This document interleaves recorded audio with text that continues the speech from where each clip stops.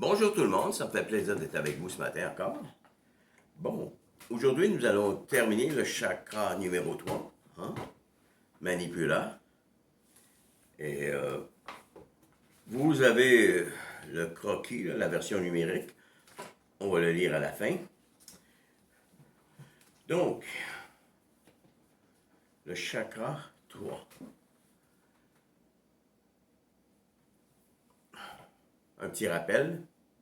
Chakra 3, très important. Accueillir et supporter le monde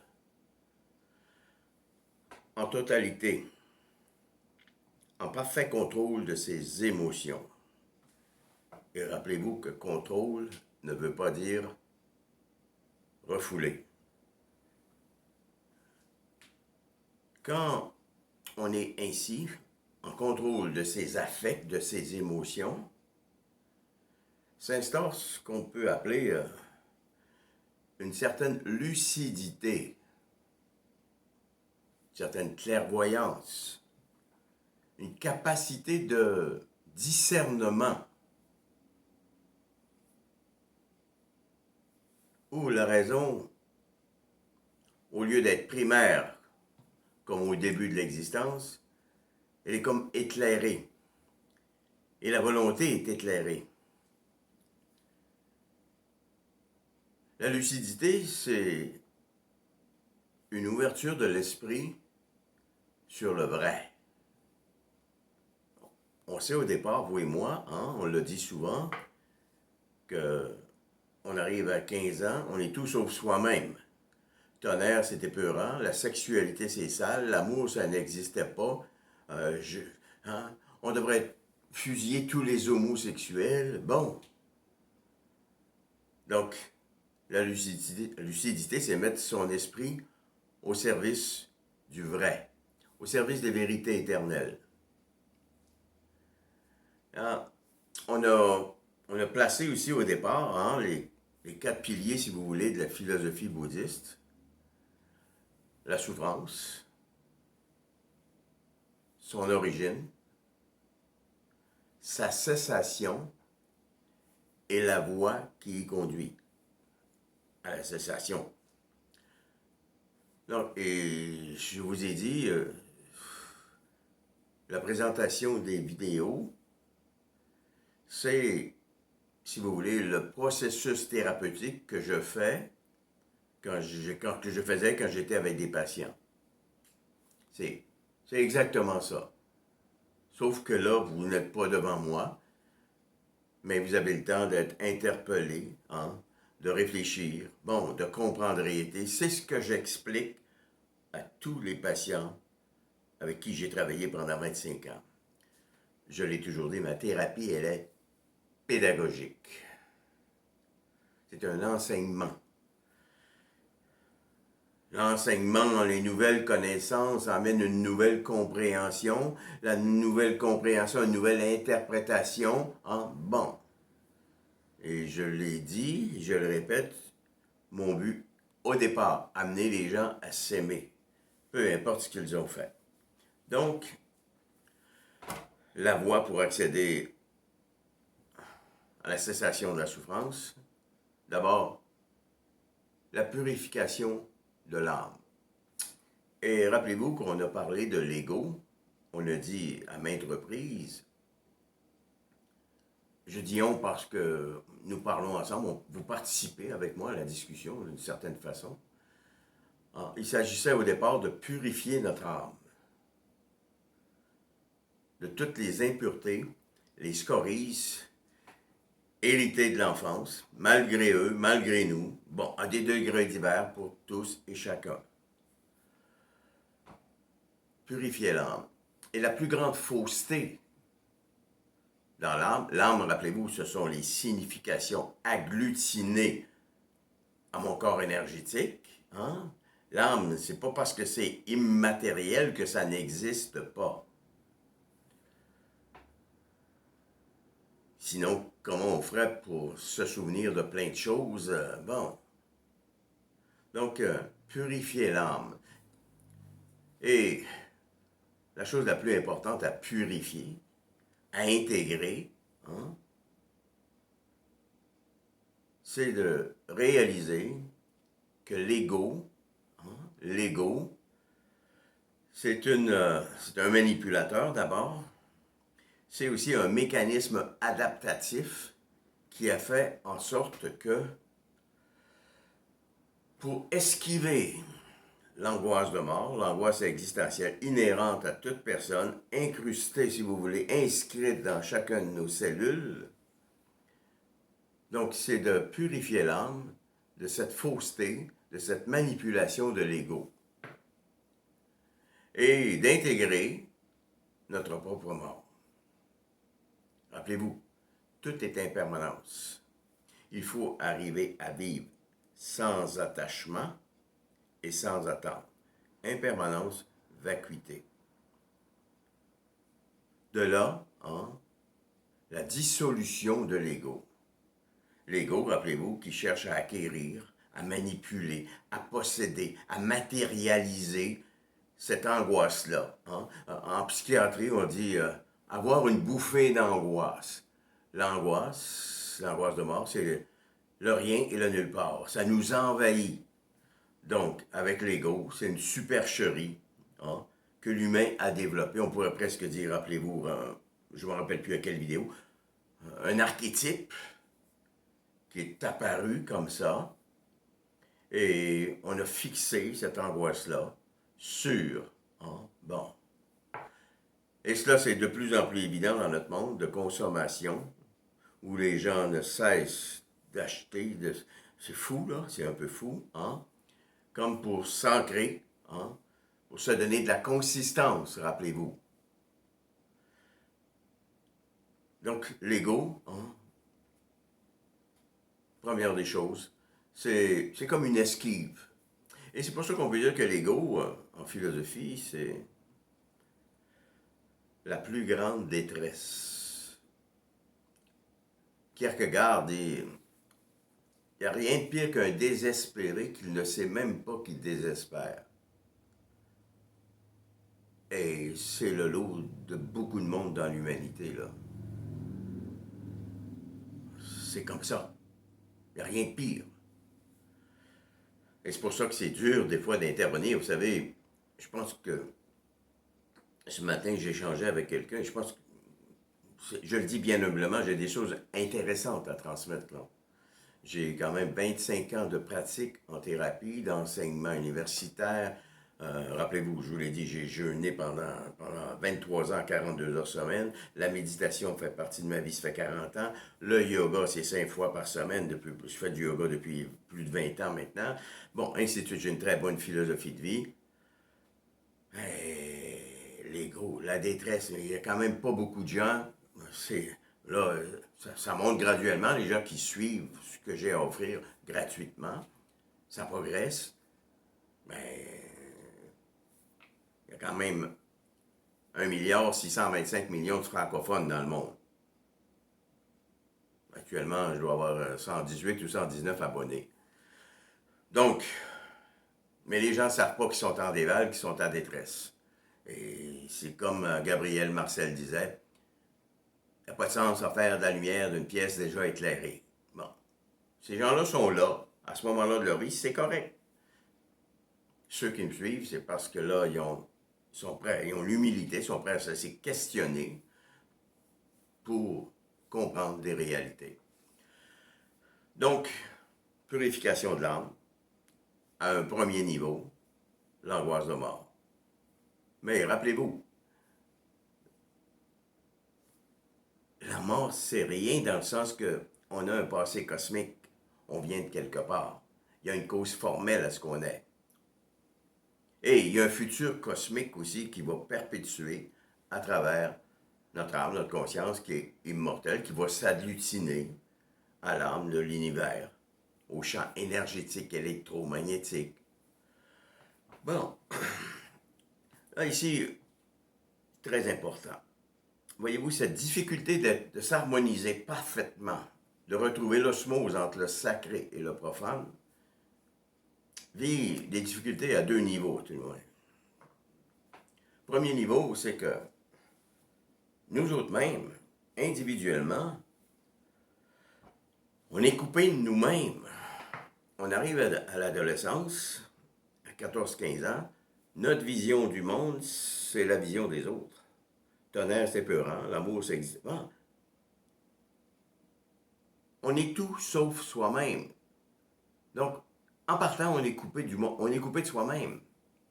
Comment voulez-vous qu'on ne soit pas coupé avec autrui, avec les autres, et des fois avec notre conjoint ou notre conjointe? En partant, on est coupé de soi-même. Et quand je faisais la thérapie avec les gens, la première entrevue de la deuxième partie, je terminais et je disais, ça c'est vous, ça c'est votre conjoint. On arrive à 20 ans, 21 ans, là ici je mets des couches, des peurs, des craintes, des si, tous les affects négatifs. Ça c'est votre conjoint. Comment voulez-vous que 1 + 1 = 3?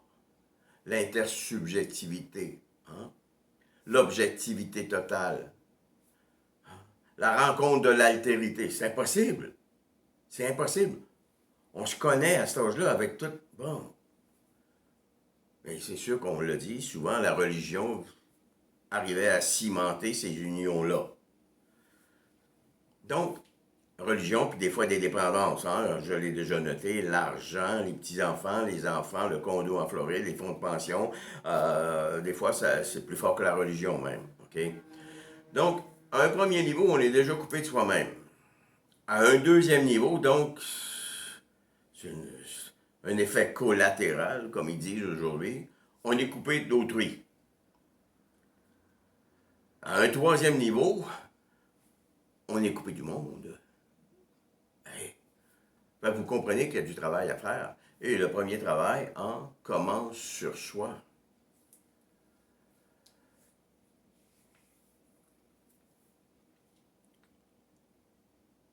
Rappelez-vous, Bergson, le moi, l'ego, est contre nature. Bon. Nous sommes un microcosme. Donc, il n'y a pas de différence entre le microcosme et le macrocosme. Nous sommes des êtres cosmiques. Et rappelez-vous, cosmique veut dire ordre. Donc, le but avec ce chakra, c'est de retrouver l'osmose entre le sacré et le profane. Et ici, j'insiste, quand je dis sacré, je ne parle pas de religion. Quand on parle de sacré, on parle de ce qui est divin. Le sacré, c'est le respect on dit des dieux en philosophie. Mais on ne parle pas d'un dieu, là, de Dieu, bon. Non. Vous allez voir une pièce, cet hiver, on est allé voir un de mes petits cousins, Guillaume Côté, qui est un danseur célèbre d'opéra, connu dans le monde entier. Et le spectacle, quand on sort de là, c'était divin. La danse, le jeu avec les corps, la musique, les éclairs, c'est de toute beauté, c'est divin. Donc, le sacré, c'est le respect du divin, des dieux. Il y a quelque chose de plus grand que nous. Et là, ce qui est important, quand on parle du sacré, il n'y a aucun dogme. Non, les dogmes qui viennent des religions viennent des hommes. Et c'est pas ça, là. Le sacré dont je vous parle, c'est autre chose. Zéro dogme. Il y a Krishnamurti, à un moment donné, disait, peut-être certains d'entre vous ont lu Krishnamurti, il faut arriver à vivre nouménalement dans un monde phénoménal. Il y a plein de choses dans le monde. Vivre nouménalement, ça veut dire de l'accueillir, d'accueillir le monde totalement, sans d'avance vouloir que ce soit autrement. C'est ça que ça veut dire. Voyez-vous, au lieu que on se transcende pour aller vers le monde, je mets transcendance avec un petit t. C'est la transcendance, c'est le monde qui vient à nous. C'est le monde qui me crée.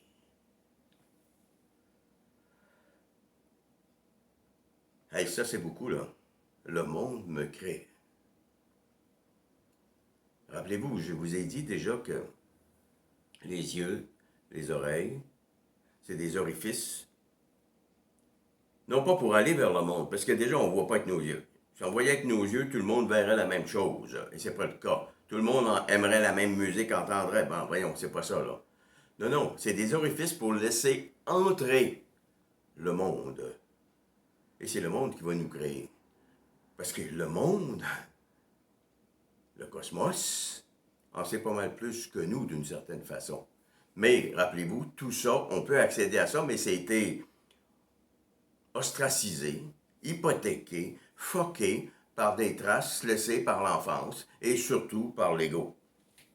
Et on n'a pas chialé, c'est comme ça.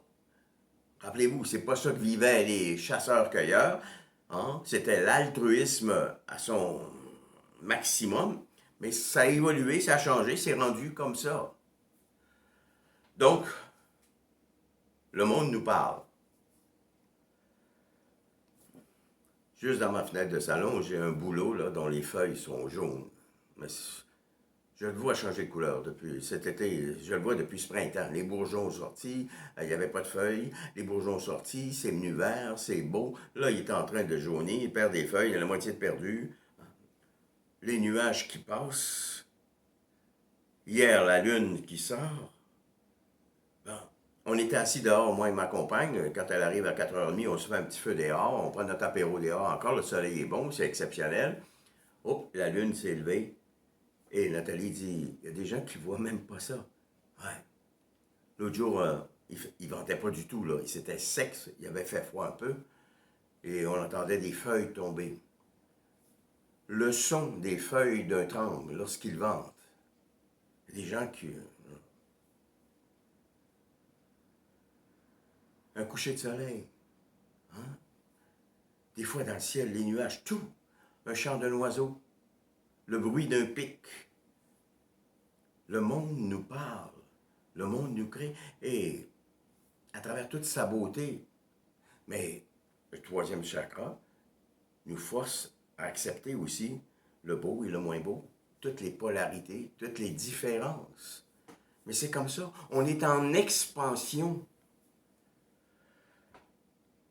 avec le cosmos. Et peut-être qu'au plan humain, notre expansion n'est pas nécessairement évolutive. Elle est peut-être involutive. On est en train de se détruire.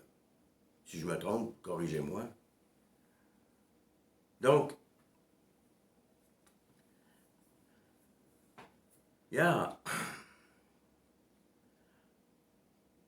cet au-delà, cette osmose entre le sacré et le profane, il va très loin. C'est d'accueillir, de supporter toutes les polarités, toutes les différences, hein, je viens de le dire. Mais aussi, aussi la plus importante, les plus importantes polarités, c'est la polarité vie et mort. Voilà. Si on est capable d'accueillir ça, bon, c'est fascinant ce que ça peut produire. Okay? Fascinant, je vous le dis. Donc, il faut arriver à faire ce que j'ai déjà nommé et appelé le vide. On se laisse envahir par le cosmos, par ce qui nous entoure, par le monde, quel qu'il soit. Il faut créer le vide. Mettre fin à l'intrusion des extensions du passé et du futur dans le champ de la présence. Moi, avec les autres, avec ma compagne, avec le monde, avec le monde, les gens, et avec le monde, le corps. Il ne faut pas laisser intervenir passé et futur dans le champ de la présence, qui se réduit bien souvent à une simple présence, avec un petit P. Non, il faut absolument mettre fin à l'invasion, l'intrusion du passé et du futur. Ça ne veut pas dire ça qu'il ne faut pas planifier sa retraite, il ne faut pas faire des économies pour faire réparer la maison, et ainsi de suite. Non, non, non, non. Organiser une fête pour le 50e de nos parents, là, c'est pas ça, là. OK?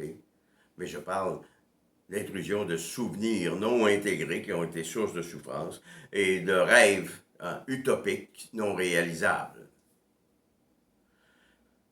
Et le vide, si on est vide comme ça, appelle à la plénitude. La seule façon de se laisser emplir par ce qui nous entoure, par le monde, par la beauté du monde, ben, c'est le vide. Le vide appelle à la plénitude. Et ici, je vais mettre un mot, là, pour la première fois, je crois, la foi. Voyez-vous, avoir la foi, c'est pas croire à ci, pas croire à ça. Pas avoir. On ne parle pas de religion aussi. Avoir la foi, la foi résulte d'un esprit raffiné. Troisième chakra, l'esprit, c'est le mental. Un esprit raffiné. Un esprit résultant, exultant d'une âme purifiée. Oh. Donc, un esprit raffiné, exultant d'une âme purifiée. C'est ça la foi. C'est de croire qu'il y a plus grand que nous. Ben oui. On est un pouls dans l'univers. Un milliardaire du temps. Mon âge, c'est 13,7 milliards d'années plus 74 ans. Un milliardaire du temps, mais un pouls dans l'univers. Donc la foi, c'est d'arriver à... C'est ça qu'il faut croire. On n'a pas de nom à mettre là-dessus. Dieu, Yahvé, Bouddha, on n'a pas de nom à mettre là-dessus. Et prier, prier, c'est une contemplation. C'est une participation à la vie divine, à la vie cosmique. C'est ça, prier. Et si on arrive à ce niveau-là d'être, de contemplation, ben vous comprenez qu'à ce moment-là, la méditation n'est presque plus nécessaire parce que contemplation et méditation deviennent comme synonymes. Et c'est pour ça la méditation que je vous propose. Rappelez-vous, là, on finit aujourd'hui les 3 premiers, là. Le corps, les émotions et l'esprit, le mental. Si ces 3-là sont en équilibre, c'est la maturité. Et là, on est en contemplation, on est capable d'accueillir et de supporter le monde. Et c'est beau. Et donc ça, à ce moment-là, la méditation s'atténue. Rappelez-vous, cette patiente qui m'avait appelé, elle dit, Magella, elle dit, ça fait 6 mois que je médite, mais on dirait que j'ai plus beaucoup de choses à changer. Et Bouddha de dire, c'est Bouddha lui aurait répondu, mais madame, c'est normal. Quand vous avez commencé à méditer, c'est votre nouveau karma que vous êtes en train de créer. Et pourquoi que ce serait obligé de prendre 10 vies, 5 vies? Ben non, 20, non. Ça peut commencer tout de suite. Et rappelez-vous, si vous avez la ferme volonté, comme on disait dans le temps, de vouloir accéder à cet état d'être. Donc, la sagesse, ce qu'il faut retenir ici, parce que là, on va sauter au 4e chakra, et là, il y a un mot qui devient important, le mot praxis. Là, on sait c'est quoi l'existence, peut-être avez-vous purifié des choses, bon, vous avez compris des réalités qui amènent à une nouvelle interprétation, ainsi de suite. Les autres chakras, les 3 autres chakras qui vont suivre, c'est différent. Parce que là, on passe à l'action. Et c'est pour ça qu'entre le 3e et le 4e chakra, et c'est le mot d'Aristote, l'existence, les vécus du quotidien, les actions doivent devenir praxis et non pratique. Praxis dans le sens qui veut dire à chaque chose qu'on fait, tout ce qu'on fait, ça doit contribuer à une transformation de l'être, à une existence de plus en plus vertueuse. Et c'est pour ça que là, il va y avoir des changements. Mais déjà, les 3 premiers chakras ont préparé le terrain. La sagesse, c'est pas un but. C'est un chemin. À chaque jour, on s'en va vers. On ne l'atteindra jamais, puis il n'y a personne qui ne l'a jamais atteint, je crois. On est en chemin vers la sagesse. Mais pour ça, il faut, au départ, avoir travaillé hein, les 3 dimensions de l'existence qui correspondent aux 3 premiers chakras. Donc,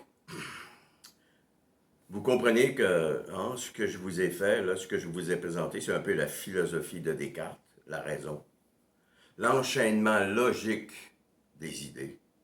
Hein. Il y a une logique dans ce que je vous ai présenté.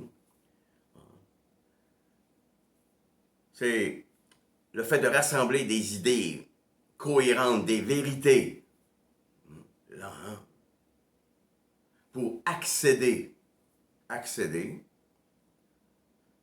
des certitudes, à des vérités éternelles. Ouais. Maintenant, avec la physique quantique, hein, j'en ai parlé au tout début, j'ai vraiment positionné hein, mon point de vue, nous apprend que, bon, les électrons, c'est éternel, ainsi de suite, puis bon, ce que Jung appelait un inconscient collectif, il n'était pas au courant encore de la physique quantique, mais là, on sait que l'inconscient collectif, c'est le champ énergétique électromagnétique, la conscience universelle, l'âme de l'univers. Bon, écoutez, moi, mon but, c'était ça. Et rappelez-vous Bergson, hein, le moi, l'ego, c'est contre nature. C'est pas ça. Et Spinoza qui nous dit que arrivent des moments dans la vie, hein, il parle de l'épreuve, où on est comme forcé, hein, et rappelez-vous le mi-temps de la vie, on est forcé à se laisser questionner, à s'interpeller. Est-ce que j'ai envie de vivre ma vie comme la première moitié? Si on est insatisfait, on peut changer des choses. On n'est peut-être pas cause à sui. On découle de d'autres choses. On n'est pas né ex nihilo du néant. Donc, on n'est peut-être pas cause à suite. Mais avec le mental qu'on a, hein, on a le plus gros hein, néocortex qui s'est développé, c'est nous qui l'avons. Ben, c'est peut-être pour ça. Pour nous aider à aller régler des affaires qu'on aurait dû faire avant, mais on n'était pas là. C'est correct, là. Mais là, ceux qui me suivent, vous êtes peut-être là. Et c'est pour ça que vous pouvez accéder, si vous mettez en pratique avec une ferme volonté, hein, les petites questions qui vont se résumer hein, dans une page à la toute fin. Et la question d'aujourd'hui, pour finir ce chakra-là, ai-je accueilli et supporté toutes les calamités et malheurs en ce monde, totalement et en parfait contrôle de mes émotions? Écoutez, là, c'est sûr que c'est pas facile, là. Mais pourquoi pas? Pourquoi pas? Je fais appel à votre compréhension. C'est pas génétique, là. Je fais appel à votre compréhension.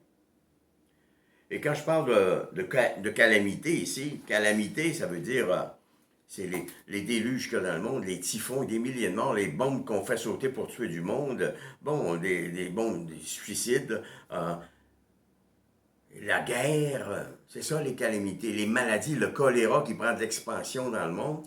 Les malheurs, on a vu la semaine dernière une femme qui a voulu se suicider avec ses 2 enfants, on a retrouvé le petit bébé, c'est pathétique, c'est triste, c'est un malheur. Bon, à tous les jours on en voit. Il faut accueillir ça, mais c'est comme ça. On s'en va. On est en expansion, mais pas nécessairement d'une façon évolutive. En terminant, j'ai eu des questions par rapport à... J'avais présenté à un moment donné le tableau chronologique. Il y a des gens qui m'ont demandé, est-ce qu'on pourrait juste faire le tableau chronologique? C'est sûr que le tableau chronologique, voyez-vous, ça ici, c'est le résumé de peut-être 10 pages. 10 pages de la vie de quelqu'un. Le tableau chronologique, c'est un peu comme une photo, là, une imagerie par résonance magnétique. Un taco, un scanner, bon, appelez ça comme vous voulez. Mais c'est, au lieu de voir les os, les organes, vous voyez toute votre vie spirituelle et les événements physiques, les maladies, et psychologiques, et ainsi de suite. Donc, c'est un portrait. Vous savez, souvent dans les salons, on a des photos des enfants, des grands-parents, et ainsi de suite. Mais là, ça, c'est une photo de vous. Ah oui. Les gens, des fois, sont fascinés. Ah, c'est ma vie sur une feuille 8,5 onces. Ah ouais. Voyez-vous, ici, c'est blanc. La personne avait, mettons, 42 ans, ça finit là. Comment qu'elle va être, ma vie? Elle va-t-elle être encore pleine de maladies, pleine de problématiques psychologiques? Mais ça dépend comment je vais gérer le monde, ma relation au monde. Un corps, rappelez-vous, Platon. Souvent, on dirait que l'âme s'harmonise avec le corps, autant dans la santé comme dans la maladie. Fait qu'ici, si on règle des choses, la colonne ici va être correcte. J'estime à peu près 6 heures, peut-être 7, 5, 6 heures en moyenne. Le temps, 5 entrevues pour colliger toute l'information, 5 entrevues d'1 heure, plus une entrevue d'1 heure pour expliquer comme il faut à la personne. Donc, s'il y en a, oui, je vais le faire parce que à partir de. Il nous reste encore peut-être 6 vidéos. Donc, je vous laisse là-dessus. Je vous souhaite une bonne semaine. Je ne vais pas écouler mon temps. Merci beaucoup et à la prochaine pour le 4e chakra. OK? Anahata. Merci et bonjour.